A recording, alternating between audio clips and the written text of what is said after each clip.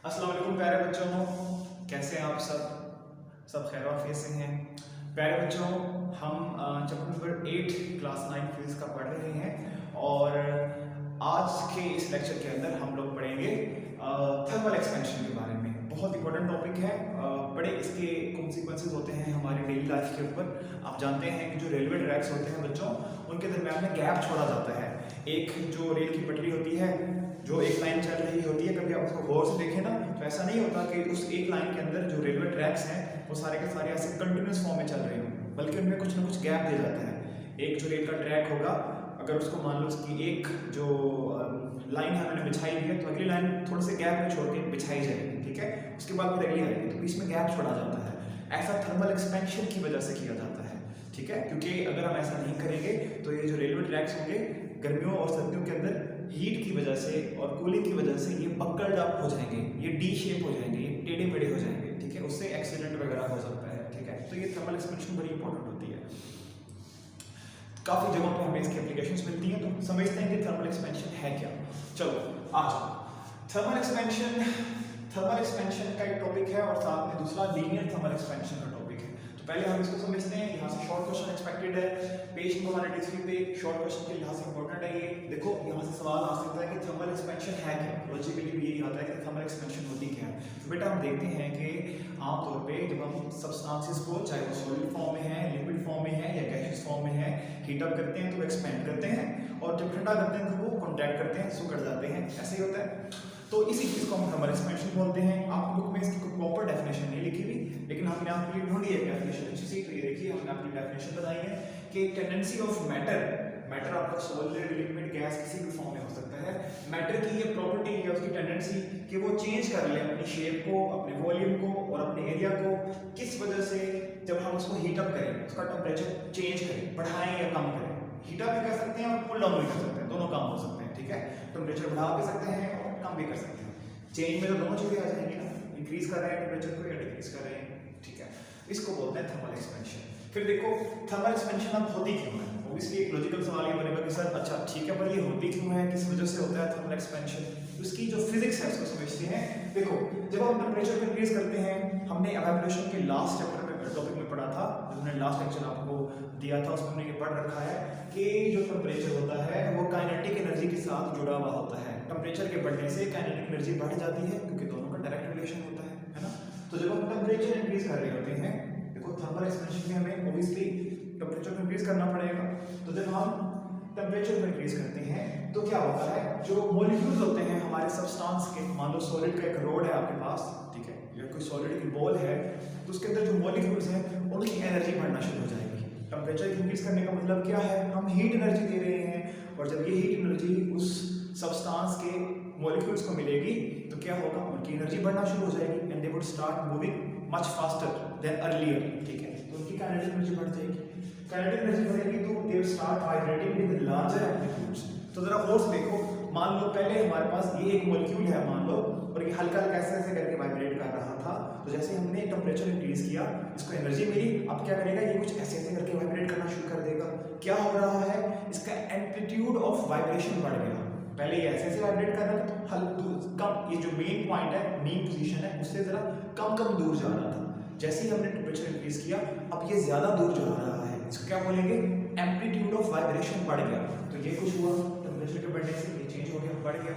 अब ऐसा जब होगा तो फिर क्या होगा, ये जो मॉलिक्यूल्स हैं और ये एटम्स हैं हमारे सब्सटेंस के, वो क्या करेंगे, they will push each other apart, एक दूसरे को धक्का लगाएंगे कि एक दूसरे दूर दूर हो जाए, क्योंकि उनको अब ज्यादा स्पेस की जरूरत है। पहले इसको कम स्पेस चाहिए थी जहाँ पे वो वाइब्रेट कर सके, अब जब वो ज्यादा एम्पलीट्यूड से वाइब्रेट कर रहा है तो उसको ज्यादा स्पेस चाहिए। और सिर्फ इसके साथ नहीं, साथ वाले जितने भी मॉलिक्यूल्स और एटम्स हैं जिनको एनर्जी मिल रही है, वो भी तो यही कर रहे होंगे। तो सारे एक दूसरे को धक्का लगाएंगे, पुश करेंगे कि दूर दूर हो जाए, ताकि वो ज्यादा से ज्यादा स्पेस को ऑक्युपाई करेंगे। तो इसके नतीजे में क्या होगा बेटा, जब वो ज्यादा स्पेस को ऑक्युपाई करेंगे तो आपको सोचिए एक्सपेंशन नहीं हो जाएगी, उस चीज के वॉल्यूम में, उसकी लेंथ में, उसके एरिया में चेंज नहीं आ जाएगा। यही तो है थर्मल एक्सपेंशन, ठीक है बेटा। तो ये है थर्मल एक्सपेंशन। टेम्परेचर बढ़ने से काइनेटिक एनर्जी बढ़ती है, उससे वाइब्रेशन बढ़ती है, उसका एम्पलीट्यूड बढ़ता है, मॉलिक्यूल्स ज्यादा स्पेस की सर्च में, उसकी परसूट में एक दूसरे को पुश करते हैं, और अल्टीमेटली क्या होता है, एक्सपेंशन हो जाती है, ठीक है। वॉल्यूम में सब कुछ आ जाता है, लेंथ, एरिया सब कुछ आ जाता है।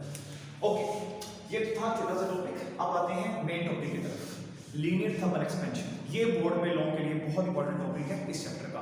वन ऑफ द मोस्ट कह सकते हैं कि examiners most favourite topic for long questions, linear thermal expansion in solids. हम सॉलिड्स के लिए खास तौर पे इस लीनियर थर्मल एक्सपेंशन के कंसेप्ट को समझेंगे।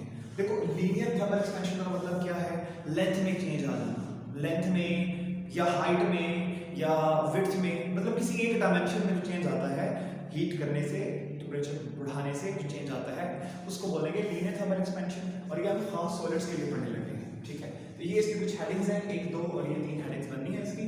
इंट्रोडक्शन में ये बताया गया है, 2-3 लाइनों में इंट्रोडक्शन लिखा हुआ है बुक में कि जनाब हम जानते हैं कि जब हम सॉलिड्स को हीटअप करते हैं तो उनकी लेंथ में कुछ चेंज आता है, ऐसे होता है ना, लेंथ में कुछ चेंज आता है।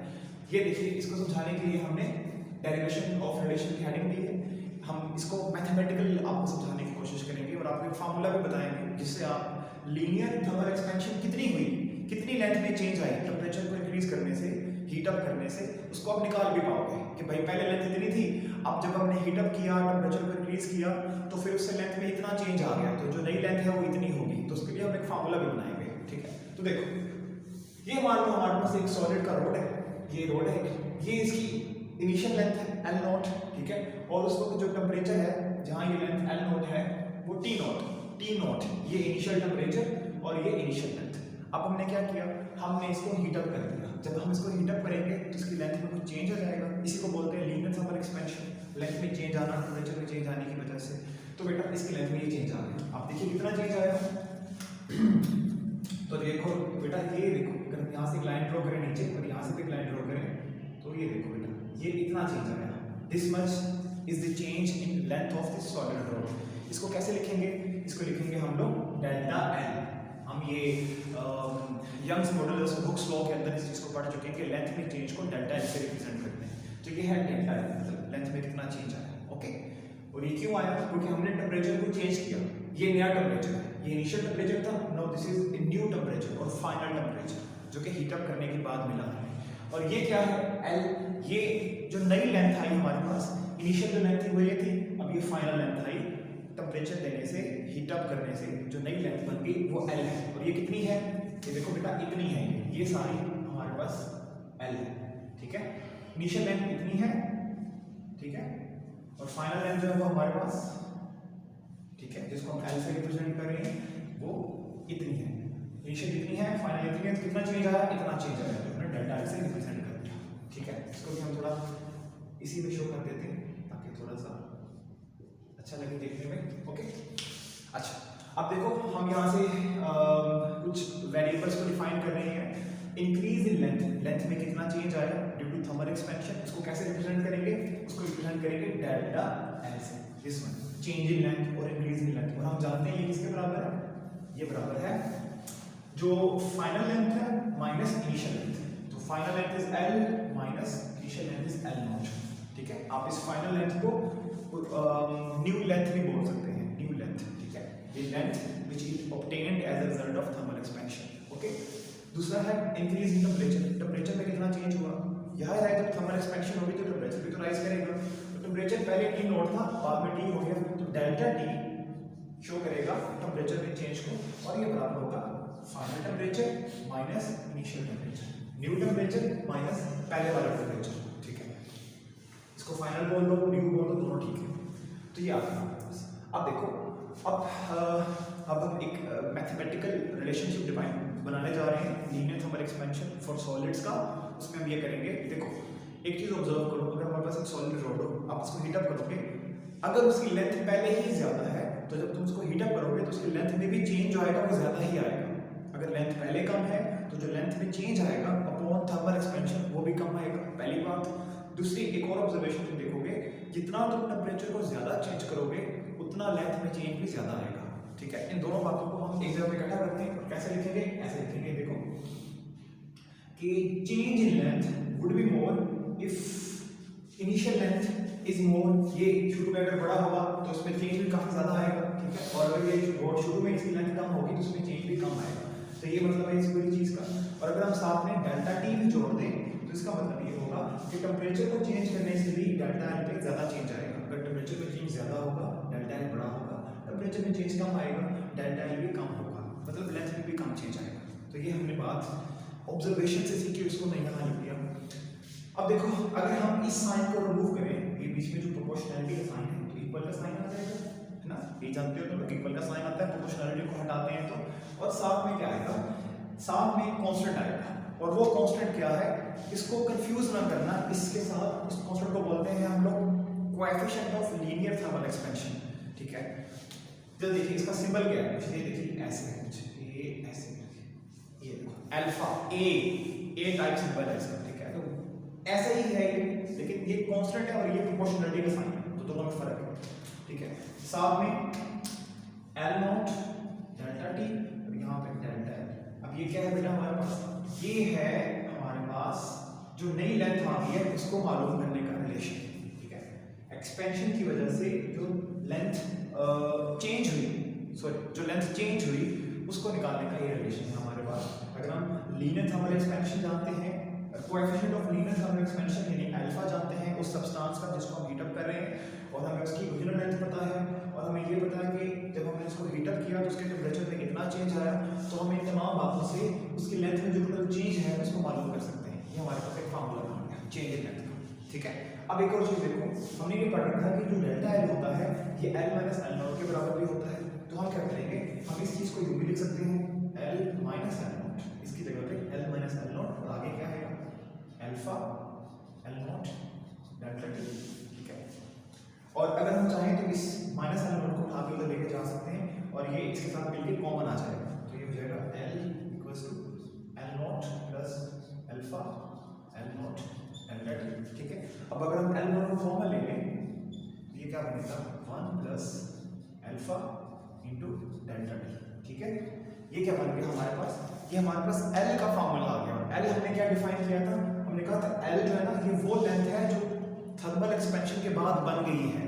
ये जो नई वाली लेंथ है ना, जो इनिशियल लेंथ थी वो तो एल नॉट थी, एक्सपेंशन के बाद जो लेंथ बन गई है उसको हम एल कह रहे हैं। तो देखो ये हमारे पास फॉर्मूला आ गया है, जो एक्सपेंशन के नतीजे में सॉलिड की लेंथ बनेगी उसको निकालने के लिए हमारे पास फॉर्मूला आ गया। तो ये दो फॉर्मूले बहुत इंपॉर्टेंट है, दोनों फॉर्मूलाज को आपने अच्छी तरह से याद रखना है, ठीक है, ठीक है बच्चे। तो ये new length as a result of thermal expansion L, तो हम जानते हैं कि इसके लिए अगर हम निकालना चाहते हैं तो पहले हमें इनिशियल लेंथ पता होना चाहिए, साथ में हमें अल्फा उस सब्सटेंस का coefficient of linear thermal expansion पता होना चाहिए, ये कांस्टेंट की वैल्यू पता होनी चाहिए, और चेंज इन टेंपरेचर कितना है वो पता होना चाहिए, ठीक है। चलो ये हो गया, ओके। अब एक छोटी सी चीज रहेगी, अल्फा को भी बता दें कि अल्फा क्या चीज है। ऑब्वियसली आप सोच रहे हो कि सर अल्फा बोल ही जा रहे हैं आप, ये अल्फा है क्या चीज, इसको पढ़ते अल्फा है लेकिन इसका प्रॉपर नाम क्या है, इसका प्रॉपर नाम है coefficient of linear thermal expansion. पढ़ते इसको अल्फा है लेकिन इसका प्रॉपर नाम है coefficient of linear thermal expansion, ठीक है बच्चा। इसका फार्मूला क्या है, पहले ये देखो, सीक्वेंस में चलते हैं ना, जैसे बुक में लिखा हुआ है वैसे लेके चलते हैं। तो देखो ये हमारे पास एक फार्मूला लिखा हुआ है जो कि चेंज इन लेंथ का फार्मूला है, ठीक है, और इसमें अल्फा मौजूद है। तो अगर हम अल्फा के लिए इस पूरी इक्वेशन को री अरेंज करें तो ये कुछ ऐसा बनेगा, अल्फा अल्फा देखो alpha equals to delta L divided by L naught delta T, दोनों यहाँ डिनोमिनेटर में आ जाएंगे, एल नॉट डेल्टा टी। बेटा ये इसका फार्मूला बन गया। अब देखते हैं इसका एसआई यूनिट क्या है। तो इसका एसआई यूनिट, ये कुछ बेसिक चीजें हैं। डेल्टा एल का एसआई यूनिट क्या होगा, मीटर। देखो लेंथ है ना, चेंज इन लेंथ है तो लेंथ ही, उसका यूनिट क्या होगा मीटर, और नीचे क्या है एल नॉट, मतलब ये भी तो लेंथ ही है, ओरिजिनल लेंथ, इनिशियल लेंथ, तो इसको यूनिट भी होगा मीटर, और ये डेल्टा टी, इसका यूनिट क्या होगा केल्विन। केल्विन ये मल्टीप्लिकेशन का साइन है, जैसे कि दोनों मल्टीप्लाई हो रहे हैं वैसे ही दोनों को मल्टीप्लाई करते हैं हमने। और हमने इसके पीछे जो कंसेप्ट यूज किया है इसका फार्मूला, इसका यूनिट बनाने के लिए, वो कंसेप्ट ये है कि अल्फा का यूनिट बराबर होगा डेल्टा एल के यूनिट के डिवाइडेड बाय एल नॉट के यूनिट के इनटू डेल्टा टी के यूनिट के। तो इसका यूनिट मीटर, इसका मीटर, और इसका केल्विन। टेम्परेचर कैसा यूनिट केल्विन होता है, तो चेंज इन टेम्परेचर का भी वही होगा, ठीक है। तो ये देखो मीटर और मीटर कैंसिल हो जाएंगे और हमें जो यूनिट मिलेगा केल्विन ऊपर जाके बन जाएगा पर केल्विन, यानी कि पावर -1 पर kelvin. So this is the SI unit of alpha, okay. अब आखिरी चीज रहेगी अल्फा की डेफिनेशन, ठीक है। देखो हम बता तो रहे हैं कि ये कांस्टेंट है, इसको बोलते हैं coefficient of linear thermal expansion. इसका ताल्लुक उस सब्सटेंस की मटेरियल के साथ है। ठीक है, उसके मटेरियल के साथ है कि वो सब्सटेंस का मटेरियल कैसा है, मतलब वो कितना ज़्यादा हीट पे रिएक्ट करता है, अगर हम उसको हीट देंगे तो वो कितना ज़्यादा एक्सपैंड करेगा, उसके साथ लिंक है coefficient of linear thermal expansion का। लेकिन इसकी प्रॉपर डेफिनेशन क्या है? इसकी प्रॉपर डेफिनेशन ये है, it is a fractional increase. Fractional increase होता है मतलब बहुत थोड़ा सा, बहुत ही थोड़ा सा। देखो सॉलिड्स को जब हम हीटअप करते हैं तो टेम्परेचर एक्सपेंशन होती तो है, लेकिन इतनी नोटिसेबल नहीं होती। आप भी देखते हैं इस चीज़ को, इतना ज़्यादा एक्सपेंशन नहीं होता कि हम उसको प्रॉपरली नोट कर पाएँ, बहुत ही थोड़ा सा माइन्यूट एक्सपेंशन होता है। इसलिए इसमें यहाँ पे लिखा है फ्रैक्शनल इंक्रीज, बहुत थोड़ा सा इंक्रीज। इसमें लेंथ में, क्योंकि लीनियर थर्मल एक्सपेंशन है तो लेंथ में चेंज आएगा, ठीक है, ऑफ ए सब्सटेंस पर kelvin rise in its temperature. ये पर केल्विन का मतलब है 1 केल्विन इंक्रीज करना, 1 केल्विन इंक्रीज करना, किसको? टेम्परेचर को। तो पूरी चीज का क्या मतलब हुआ कि अगर आपके पास मान लो ये सॉलिड का रोड था और इसकी कुछ सर्टेन लेंथ थी और कुछ सर्टेन टेम्परेचर पे वो लेंथ थी, तो आपने जब टेम्परेचर को एग्जैक्टली 1 केल्विन राइज किया, कितना राइज किया? एग्जैक्टली 1 केल्विन, पर केल्विन राइज, ठीक है, तो लेंथ में एग्जैक्टली कितना चेंज आया? ये क्या है? ये हमारे उस सॉलिड रोड जो भी इसका मटेरियल है उसकी थर्मल एक्सपेंशन, उसका कोएफिशिएंट ऑफ थर्मल एक्सपेंशन है, ठीक है। तो coefficient of linear thermal expansion क्या होता है? टेम्परेचर के 1 केल्विन राइज करने से लेंथ में कितना चेंज आया, तो ये क्या होगा? उस सब्सटेंस का coefficient of linear thermal expansion, ठीक है। और ये बहुत थोड़ी वैल्यू होती है। एग्जांपल देखिए, एल्यूमिनियम का अगर रोड होगा और उसकी आप अल्फा को फाइंड करेंगे तो आंसर आएगा 2.4 × 10⁻⁵ पर केल्विन, मतलब हर केल्विन के बदले इतना चेंज आएगा लेंथ के अंदर। तो ये देखो बहुत थोड़ा वैल्यू है, 2.4 × 10⁻⁵, बहुत ही थोड़ा वैल्यू है, ठीक है। तो ये अल्फा है। तो आपका ये टॉपिक खत्म हो गया। हमने हम दो क्वेश्चंस किए हैं। पहला शॉर्ट था जिसमें हमने कवर किया थर्मल एक्सपेंशन के टॉपिक को, और दूसरा लॉन्ग था जिसमें हम लोगों ने स्पेसिफिकली सॉलिड्स के लिए लीनियर थर्मल एक्सपेंशन के कंसेप्ट को समझा। हमने देखा कि सॉलिड्स को हीटअप करने से उनकी लेंथ में चेंज आता है। अगर लेंथ में चेंज आया और हम उस चेंज को मालूम करना चाहें तो इस फॉर्मूले से निकाल सकते हैं। हमने ये भी देखा कि अगर हमें टोटल लेंथ निकालनी है जो एक्सपेंशन के बाद है तो उसका फॉर्मूला ये है। हमने ये भी जाना कि सॉलिड्स के लिए जो डिफरेंट सब्सटेंसेस का अल्फा होता है उसको कैसे डिफाइन कर सकते हैं, उसको कैसे मालूम कर सकते हैं, किन यूनिट्स में उसको एक्सप्रेस करते हैं, और एक सब्सटेंस के हमने अल्फा की वैल्यू देखी। ठीक है बेटा, आपसे मुलाकात होगी अब नेक्स्ट लेक्चर में जहां हम पढ़ेंगे वॉल्यूम थर्मल एक्सपेंशन के बारे में।